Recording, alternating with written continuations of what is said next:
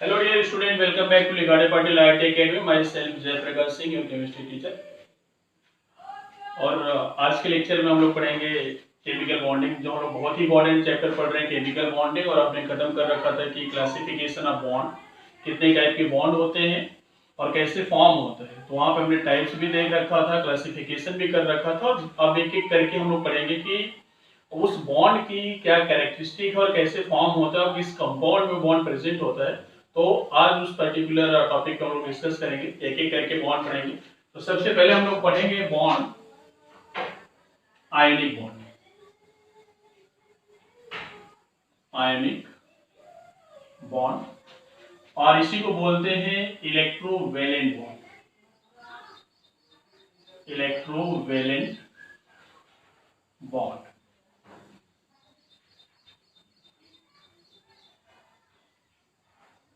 तो पहला हम लोग बॉन्ड लेके चल रहे हैं आयनिक बॉन्ड, और this is also called the electrovalent bond. तो पहले तो इसके डेफिनेशन की बातें करते हैं कि व्हाट इज द डेफिनेशन। तो डेफिनेशन ये होता है कि the bond is formed as a result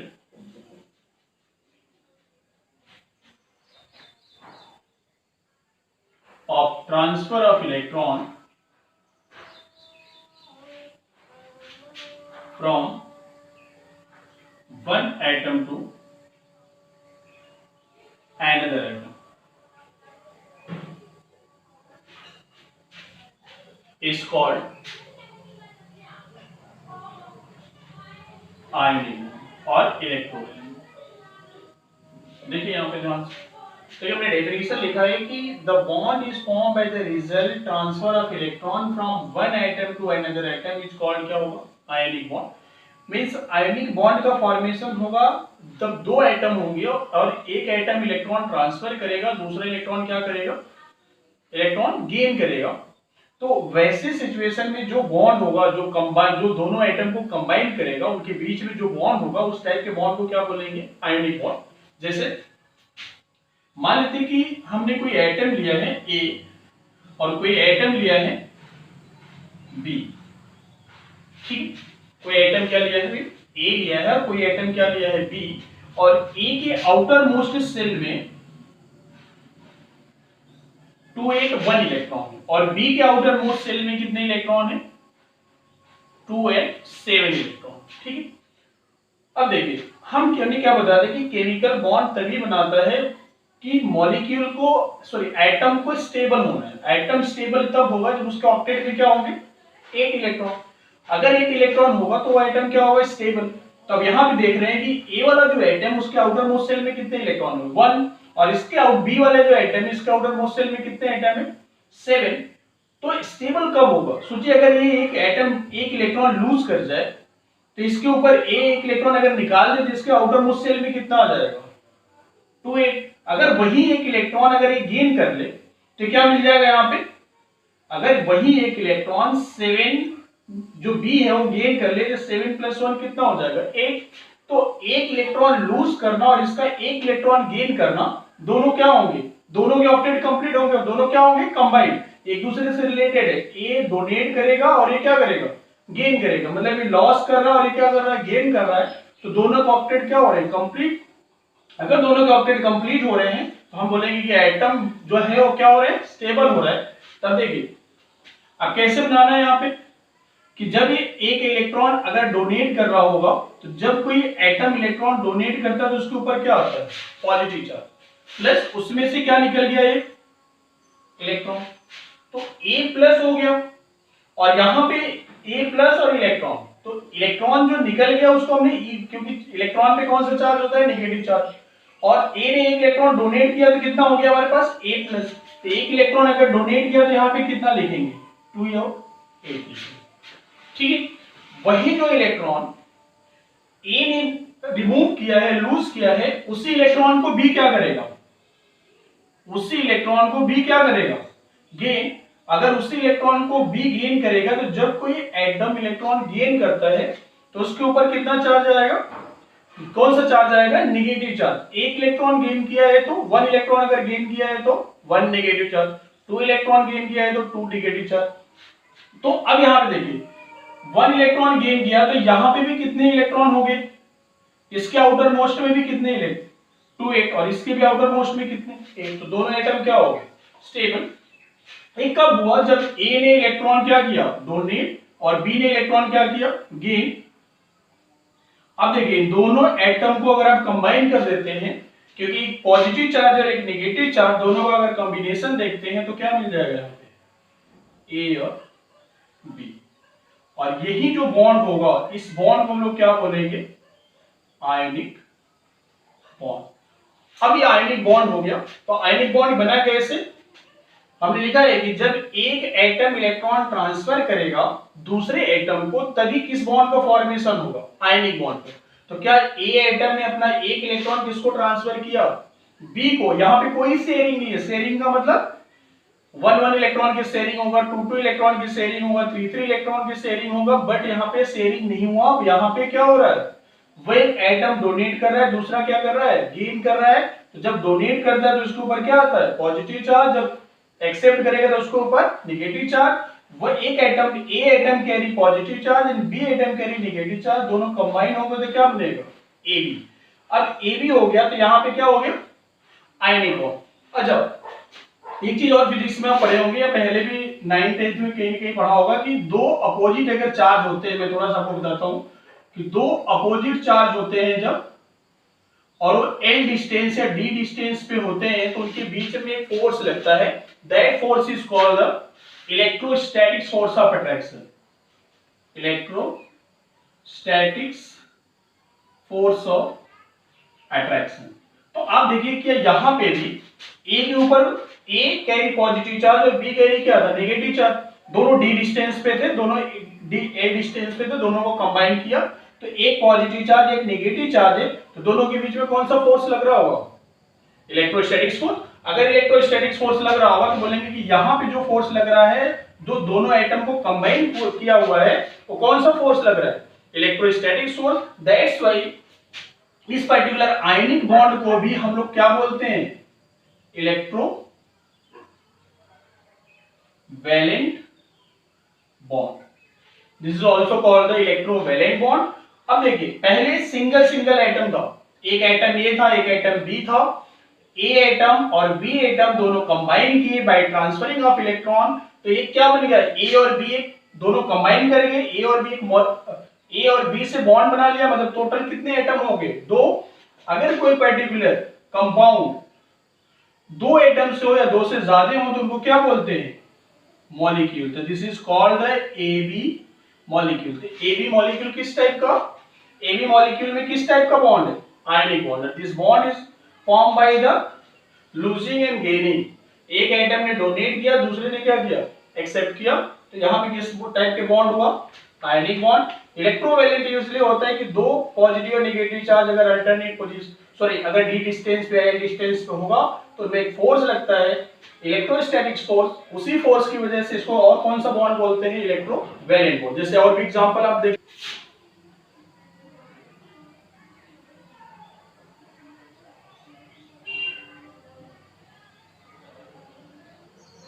example of ionic compound, तो आप क्या ले सकते हैं जहां पे प्लस और माइनस, जैसे क्या ले सकते हैं NaCl, आप डिसोसिएट करके देख लो Na प्लस मिलेगा और क्या मिलेगा Cl माइनस, MgCl2 AlCl3, ठीक है। ये सारे एग्जांपल किसके होंगे आयनिक कंपाउंड पे, जहां पे कौन सा बॉन्ड बन रहा होगा आयनिक बॉन्ड, एक कैटायन होगा दूसरा क्या होगा एनायन होगा, तभी यहाँ पे एक एटम एक इलेक्ट्रॉन डोनेट कर रहा होगा दूसरा क्या कर रहा होगा गेन कर रहा होगा, और यहाँ पे जो बॉन्ड बनेगा वहां पे क्या होगा आयनिक बॉन्ड, ठीक है।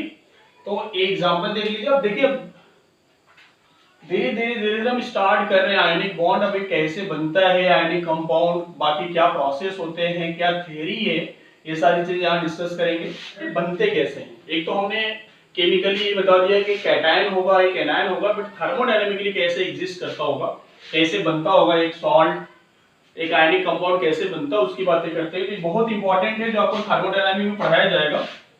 तो अब यहाँ पे देख लेते हैं। तो लिखेंगे यहां पे कि process of formation of ionic compound, process of formation of ionic compound. क्या how to form the ionic compound, जैसे एग्जांपल ले लेते हैं हम लोग, बात करते हैं कि इसका फॉर्मेशन ऑफ NaCl,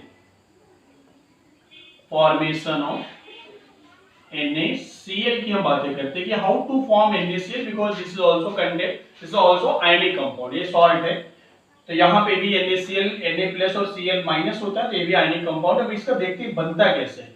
तो आप देखेंगे, आप अगर NaCl की बात करेंगे तो Na+ और ध्यान से रखिए कि क्या होगा, gaseous, sodium plus gaseous plus Cl- gaseous, they are formed NaCl solid. ठीक है भाई, अब देखो Na+ और Cl- दोनों कंबाइन करके एक न्यूट्रल बना दिया। एक पहले कैटायन था, दूसरा एनायन था, दोनों कंबाइन हुए, कंबाइन होने के बाद न्यूट्रल बना दिया। मतलब न्यूट्रल, एक चीज और भी समझो, जो न्यूट्रल एटम होता है, न्यूट्रल मॉलिक्यूल होता है, this is more stable then the charge molecule. तो अगर कोई चार्ज मॉलिक्यूल से न्यूट्रल मॉलिक्यूल हो रहा है, मींस स्टेबल हो रहा है, तो जब स्टेबल होगा तो स्टेबल होने के लिए वो एनर्जी खर्च करेगा, मतलब एनर्जी रिलीज करेगा, एनर्जी गेन करेगा। आप सोचिए कि हम अनस्टेबल थे, अनस्टेबल से स्टेबल हो रहे, तो हमें क्या करना पड़ेगा, वर्क करना पड़ेगा, वर्क करेंगे तो एनर्जी क्या होगा, रिलीज। तो यहाँ पे भी लेस स्टेबल था, यहाँ पे भी लेस स्टेबल था, क्योंकि ये कैटायन था पॉजिटिव चार्ज, और यहाँ पे कौन सा चार्ज, नेगेटिव चार्ज, दोनों कंबाइन होकर क्या कर दिया, नेगेटिव, सॉरी न्यूट्रल हो गया। तब यहाँ पे एक एनर्जी रिलीज होगा, जिसको आगे हम पढ़ते हैं एंथैल्पी बोलते हैं, तो लिखते हैं delta Hs, heat of formation, heat of formation of NaCl, यहां पे हमने लिख लिया NaCl। अगर हीट रिलीज होगा तो हीट, उस एनर्जी की वैल्यू क्या होगा, नेगेटिव। एनर्जी नेगेटिव नहीं होता कभी, एनर्जी नेगेटिव नहीं होगा, बट साइन रिप्रेजेंट करता है कि हीट लिबरेट हो रहा है, हीट गेन हो रहा है, हीट कम हो रहा है सिस्टम का, हीट ज्यादा हो। अगर सिस्टम का हीट कम होगा तो नेगेटिव, हीट सिस्टम का हीट बढ़ेगा तो क्या होगा, पॉजिटिव।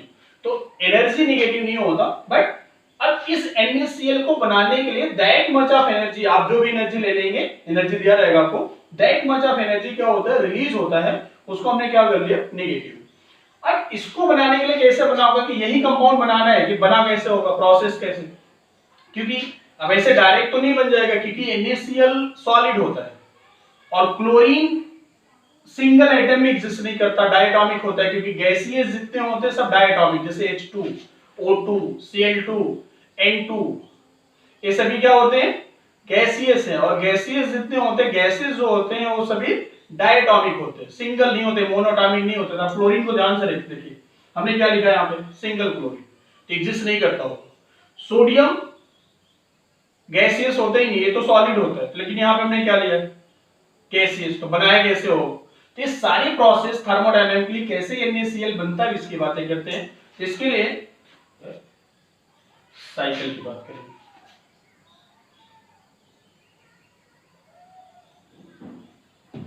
ठीक है, अब बॉर्न हाइबर साइकिल, एक बॉर्न हाइबर साइकिल एक हमें पढ़ना है वहां पे थर्मोडायनामिक्स में, बट उसी के हेल्प से हम आपको बताएंगे।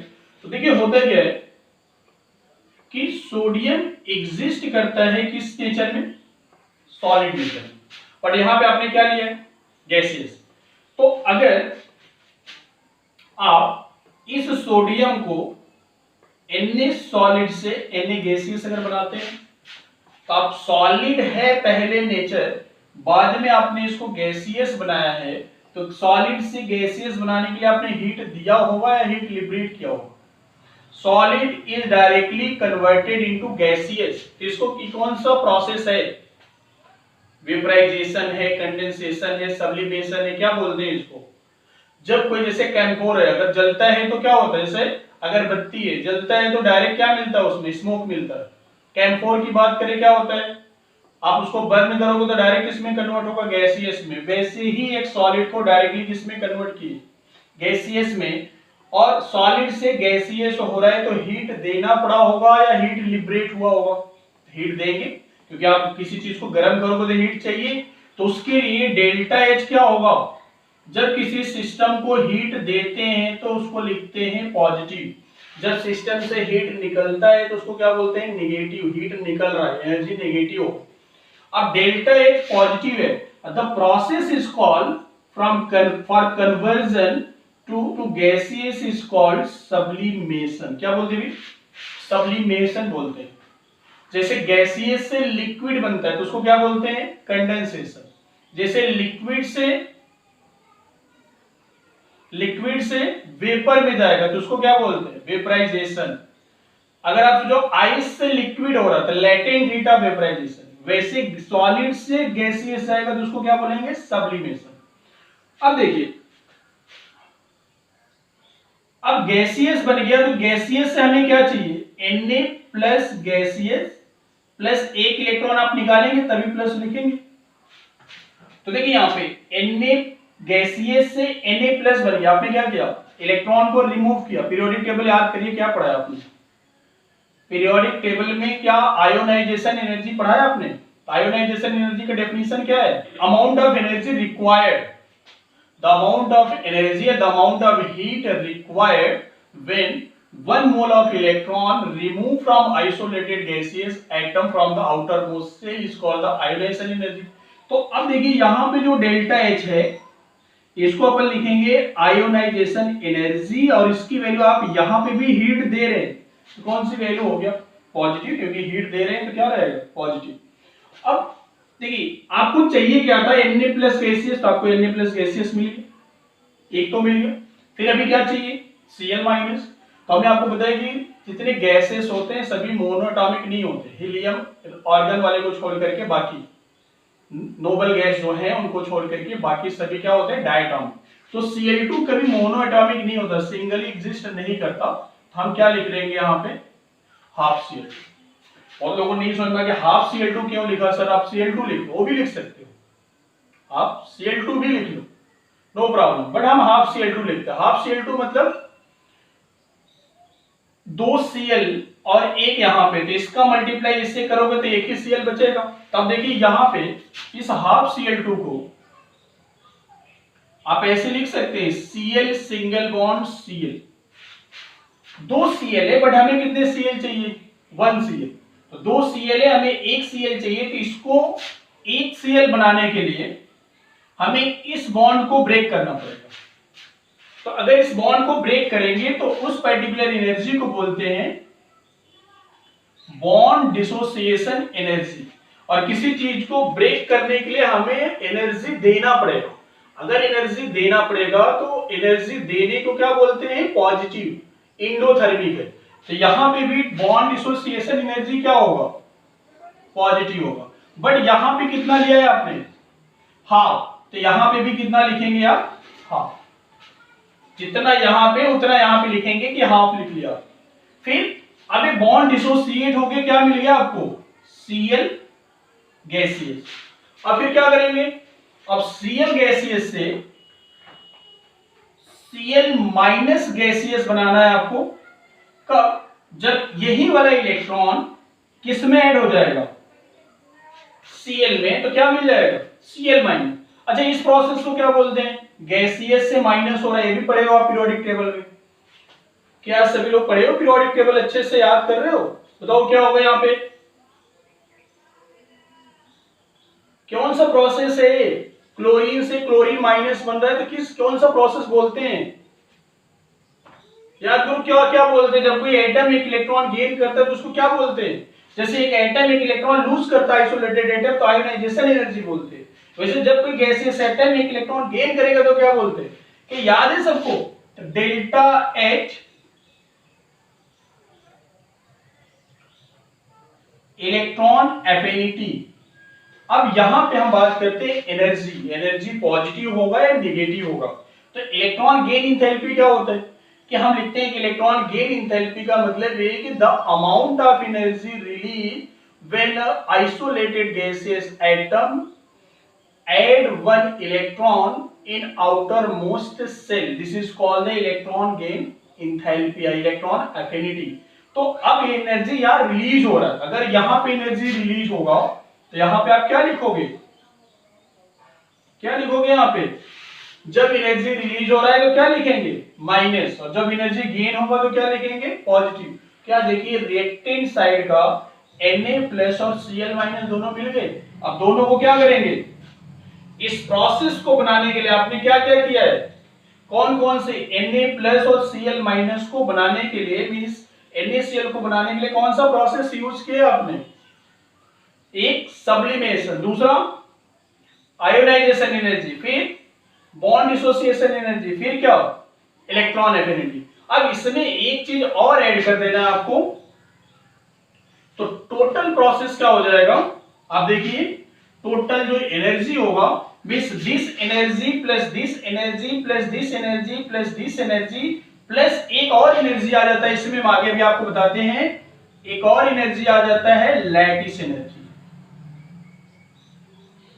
Lattice energy equal to this energy.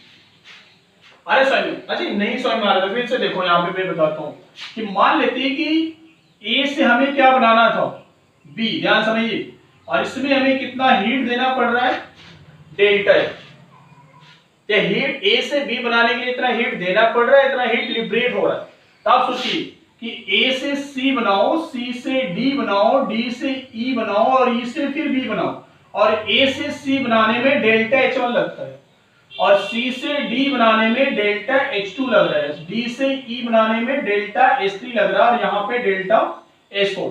तो फाइनली आपको बनाना क्या है, यही तो बनाना है। तो आप डायरेक्ट बना रहे थे तो ए से बी क्या बन रहा था, कितनी हीट लग रहा था, ये लिबरेट हो रहा था, तो सोचो कितना हीट लग रहा था, मान लेते डेल्टा H। और ए से बी बनाने में इस प्रोसेस से क्या हो रहा है कि कितना हीट लग रहा है, delta H1 plus delta H2 plus delta H3 plus कितना delta H4 is equal to किसको, डेल्टा H हो जाएगा। तो यहाँ पे टोटल हीट कितना लिखेंगे, delta H1 plus delta H2 plus delta H3 plus delta H4 is equal to क्या लिखेंगे डेल्टा। बस वही प्रोसेस यहाँ पे लगाना है। तो टोटल एनर्जी, अब इसमें केवल क्या ऐड कर देना है लैटिस एनर्जी, उसके बारे में हम लोग आगे भी डिस्कशन करते हैं कि what is the lattice energy. तो अब देखिए हमें लैटिस एनर्जी ऐड करना है, तो इसका इक्वेशन देखिए। सबसे पहले आपने क्या किया है सब्लिमेशन, किसका सब्लिमेशन किया है सोडियम का, तो लिखेंगे क्या delta H sublimation of sodium, positive है तो पॉजिटिव लिखेंगे, फिर उसके बाद delta H ionisation energy of sodium, फिर नेक्स्ट प्रोसेस क्या हो गया plus bond dissociation energy plus half delta H bond dissociation energy किसका Cl2 का, जो आपने Cl2 लिया है। फिर उसके बाद यहां पे हीट की वैल्यू आपने क्या लिया है माइनस, तो यहां पे क्या लिखेंगे delta H electron affinity minus plus क्या लिखेंगे, एक एनर्जी और भी हम लिखते हैं यहां पे lattice energy equal to total heat, total क्या लिखेंगे आप डेल्टा H फॉर्मेशन ऑफ क्या NaCl। अच्छा ध्यान से देखिए,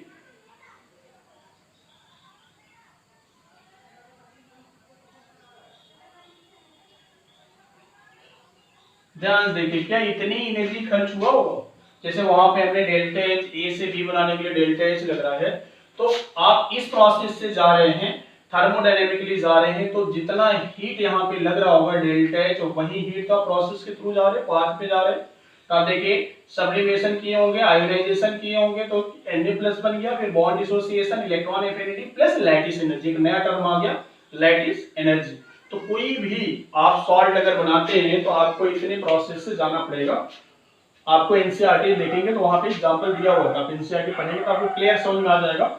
एक बार दो बार तीन बार आप वीडियो देख करके समझ लीजिए कैसे करना है। तो आप देख लीजिए कि आप क्या क्या प्रोसेस पढ़े, जो आप पीरियोडिक टेबल में पढ़े हो उसी का हम यूज कर रहे हैं। थोड़ा सा इसमें थर्मोडायनामिक जो आप नहीं पढ़े हो लेकिन उसको हम यहाँ पे एक्सप्लेन कर लेंगे। तो एक चीज आ गया यहाँ पे कि एक नया टर्म आ गया लैटिस एनर्जी। अब डेफिनेशन देख लेते हैं lattice energy.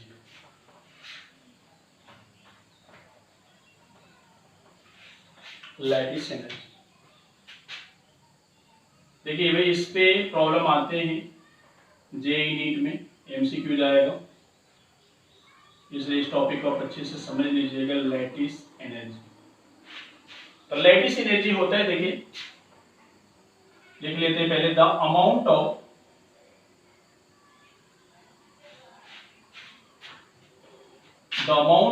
Energy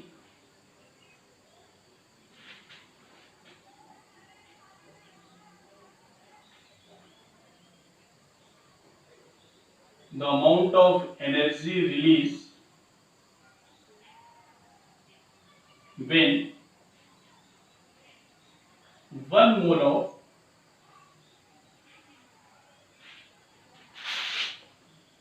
cation and 1 mole of anion after combination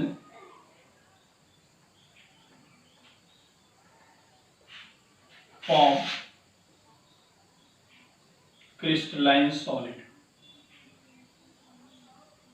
ठीक है भाई, देख लीजिए आप, लैटिस एनर्जी वो है कि जब कोई अमाउंट ऑफ एनर्जी रिलीज होता है जब किसी कैटायन का 1 मोल कैटायन का 1 मोल एनायन से ऐड होता है, और जो एनर्जी रिलीज होता है उसको क्या बोलते हैं, लैटिस एनर्जी। तो लैटिस एनर्जी आप बहुत अच्छे से समझ लीजिए, इस पे और भी फोकस करेंगे हम लोग, इस पे प्रॉब्लम भी करेंगे। तो सबसे पहले आप ये समझिए कि लैटिस एनर्जी होता क्या है।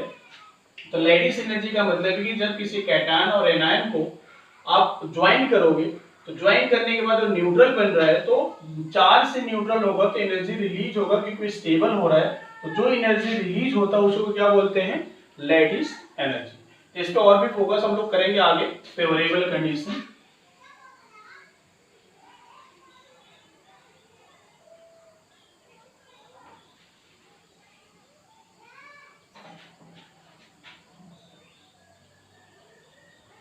for formation of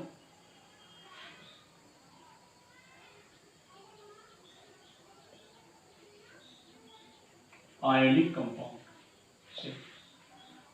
this is a very important point, ये भी है एनसीईआरटी में आपको मिलेगा ही, लाइन बाय लाइन एनसीईआरटी पढ़ने से। Favourable condition for formation of ionic compound, सबसे पहला हम लेके चलेंगे, फर्स्ट आयोनाइजेशन एनर्जी या इंथैल्पी भी आप पढ़े होंगे, आयोनाइजेशन एनर्जी। तो ionisation potential, ionisation energy, ionisation enthalpy क्या होता था, डिफाइन क्या करते थे कि हमें the amount of energy required to remove 1 electron from outermost shell of isolated gaseous atom.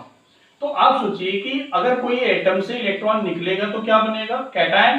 तो सोचिए कि अगर हमें जितना कम एनर्जी दे करके, सोचिए कि हमने सोडियम ले लिया, सिंपल हमने ले लिया कि एक सोडियम, एग्जांपल ले लेते हैं सोडियम, इसका एटॉमिक नंबर 11 और इसका 1s2 2s2 2p6 और 3s1 है, और इसका ऑर्बिटल डायग्राम अगर बनाते हैं, आप इसको ऑर्बिट में रिप्रेजेंट करेंगे, तो आप देखिए यहां पे this is the A nucleus हो गया। तो यहां पे कितने इलेक्ट्रॉन है, 2 इलेक्ट्रॉन, और 2 में देखिए कितने, n इक्वल टू कितना है 1, n इक्वल टू कितना है 2, और इसमें कितने इलेक्ट्रॉन है 8 इलेक्ट्रॉन, और लास्ट n इक्वल टू 3 में कितने इलेक्ट्रॉन है 1 इलेक्ट्रॉन।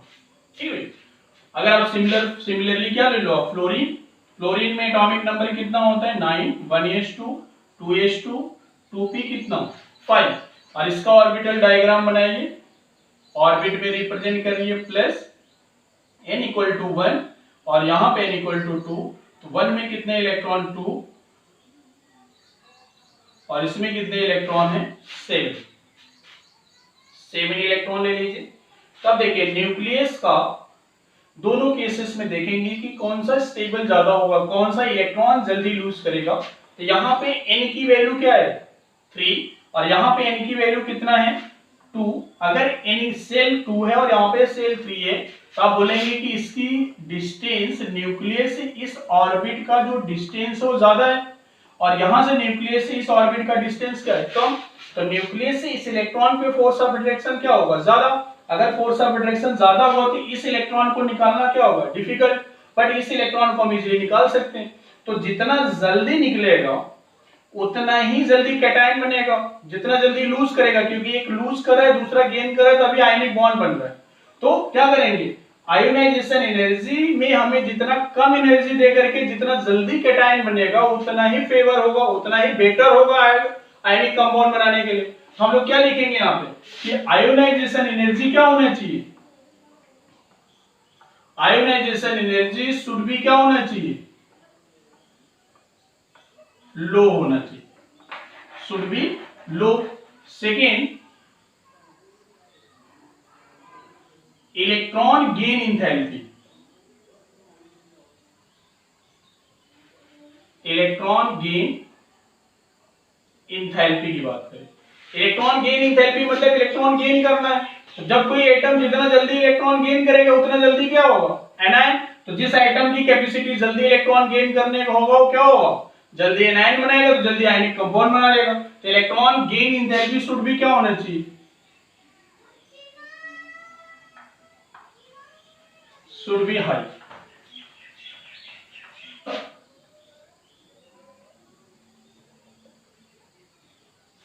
इलेक्ट्रोनेगेटिविटी डिफरेंस या electronegative difference between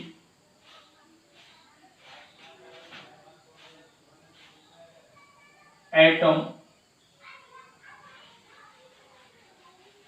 should be high.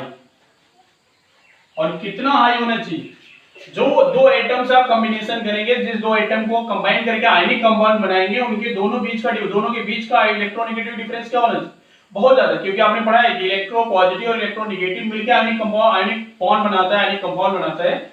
तो electronegative difference between atom should B क्या होना चाहिए, हाई। और वो कितना हाई होना चाहिए, delta En is greater than कितना होना चाहिए, 1.7। एक पैरामीटर है, इससे ज्यादा होना चाहिए। तो 1.7 से इसकी वैल्यू क्या होनी चाहिए, ज्यादा। फोर्थ की बात करेंगे, वैलेंस इलेक्ट्रॉन, वैलेंस इलेक्ट्रॉन। तो फॉर फॉर्मेशन ऑफ कैटायन दो बन रहे, एक कैटायन बन रहा है, एक एनायन बन रहा है। फॉर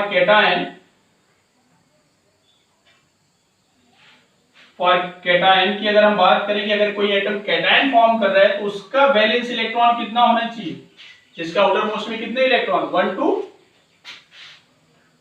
2 3 होना चाहिए। फॉर एनायन उनका वैलेंस इलेक्ट्रॉन कितना होना चाहिए, 5 6 7। तो जो एनायन फॉर्म करते हैं उनका आउटर मोस्ट में कितना, 5 6 7 होने चाहिए। जो कैटायन फॉर्म करेंगे उनमें कितना होना चाहिए वैलेंस इलेक्ट्रॉन, 1 2 3। जितना कम इलेक्ट्रॉन होगा उतना जल्दी लूज करके कैटायन बनाएगा, जितना ज्यादा इलेक्ट्रॉन होगा ऑक्टेट के नियर होगा उतना जल्दी वो इलेक्ट्रॉन गेन करके क्या बना लेगा, ऑक्टेट। और फिफ्थ पॉइंट है lattice energy, lattice energy should be high, lattice energy should be high. ये 5 पॉइंट जो हमने लिखा है, this is very very important. तो आज के लिए इतना ही करते हैं। अभी इसके नेक्स्ट लेक्चर में हम लोग लैटिस एनर्जी में फिर से कॉन्सेंट्रेट करेंगे, क्योंकि इस पे अभी हमने बहुत ही ज्यादा डिटेल में नहीं गए हैं।